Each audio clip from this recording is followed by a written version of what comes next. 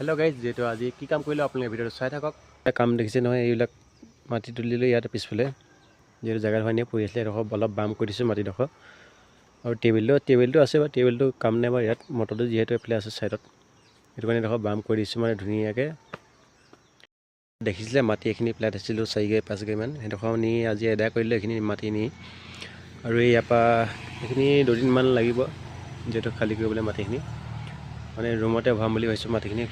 ঠেলাখন নিবলৈ বহুত দিগদাৰ হৈ যায় এইফালে।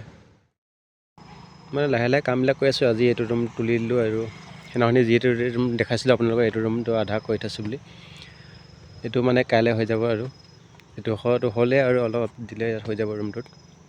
মানে তেতিয়া ঠেলাখন এইফালৰ পৰা এনেকৈ নিব পাৰিম, মানে এইফালৰ পৰা ৰাস্তা নাই মানে যিহেতু ঠেলা নিবলৈ। সেইটো কাৰণে এইটো ৰুমেদি নিব লাগিব ঠেলাখন, তাত ডাইৰেক্ট ঠেলাত নি পেলাই দিব পাৰিম মাটিটো। সেইটো কাৰণে মানে এইটো এনেকৈ থৈ দিলোঁ। এইটো প্ৰথমতে তুলি লৈছোঁ, সেইটো ৰুমলৈও হৈ যাব মাটিটো, আৰু ঠেলাখন নিব পাৰিম ধুনীয়াকৈ, আৰু এইফালেও নিব পাৰিম। সেইটো কাৰণে এইটো ৰুমকে তুলি লৈছোঁ ধুনীয়া মাজৰডোখৰ, মানে দুইটা চাইডে কামটো হৈ যাব তেতিয়া। আজি এয়া মিনি ব্লগ।